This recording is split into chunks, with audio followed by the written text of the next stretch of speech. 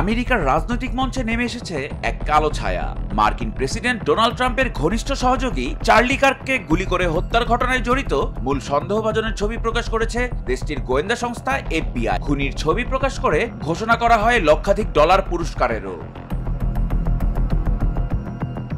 গত বৃহস্পতিবার যুক্তরাষ্ট্রের ইউটা ভ্যালি ইউনিভার্সিটিতে আমেরিকান কামব্যাক ট্যুর শীর্ষক একটি অনুষ্ঠানে প্রকাশ্যে গুলি করে হত্যা করা হয় চার্লি কার্ককে। ভিডিও ফুটেজে দেখা যায় ইউটা ভ্যালি বিশ্ববিদ্যালয়ের অনুষ্ঠানে বক্তব্য দিতে দিতে দূরের কোনো স্থান হতে গুলিবিদ্ধ হন তিনি। গুলি লাগার পর গলা চেপে ধরে পড়ে যান কার্ক। চারপাশে উপস্থিত জনতার মধ্যে ছড়িয়ে পড়ে আতঙ্ক। 12 সেপ্টেম্বর শুক্রবার এক সংবাদ সম্মেলনে অজ্ঞাত সেই তরুণের ছবি প্রকাশ করে FBI। ছবিতে দেখা যায় সন্দেহভাজন ব্যক্তি মাথায় ক্যাপ, চোখে সানগ্লাস এবং কালো লম্বা হাতাওয়ালা পোশাক পরিহিত ছিলেন। গুলি করে ছাদ থেকে নেমে বনে পালিয়ে যায় খুনি।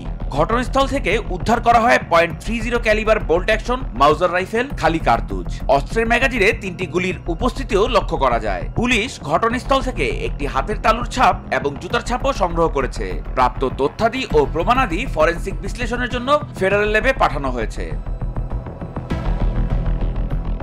এদিকে সন্দেহভাজন ব্যক্তির বিষয়ে তথ্য দিয়ে সহযোগিতা করার জন্য $1 লক্ষ পুরস্কার ঘোষণা করে FBI, বাংলাদেশি মুদ্রায় যা $1,21,00,000 টাকারও অধিক। সাম্প্রতিক রাজনৈতিক সহিংসতার ধারাবাহিকতায় ট্রাম্প সহ ডেমোক্রেট নেতারাও নিন্দা জানান এই ঘটনার। মৃত্যুর পর চার্লি কার্ককে আদর ও শ্রদ্ধার সঙ্গে স্মরণ করছে যুক্তরাষ্ট্রবাসী। প্রেসিডেন্ট ডোনাল্ড ট্রাম্প চার্লি কার্ককে মরণোত্তর যুক্তরাষ্ট্রের সর্বোচ্চ বেসামরিক সম্মাননা প্রেসিডেন্সিয়াল মেডেল অফ ফ্রিডম দেওয়ার ঘোষণাও দেন।